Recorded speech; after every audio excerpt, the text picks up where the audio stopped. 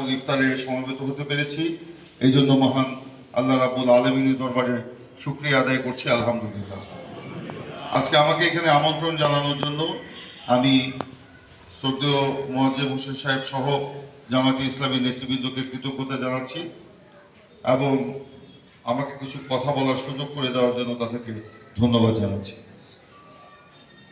আজকে ঐতিহাসিক বদর দিবস।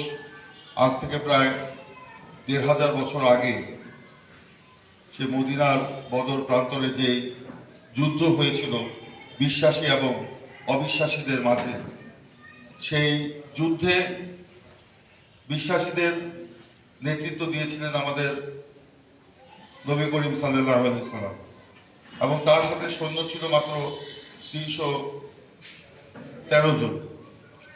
আর এর বিপরীতে যা অবিশ্বাসীদের সংখ্যা ছিল প্রায় ১০০০-এর উপরে, নাকি ১০০০-এর উপরে।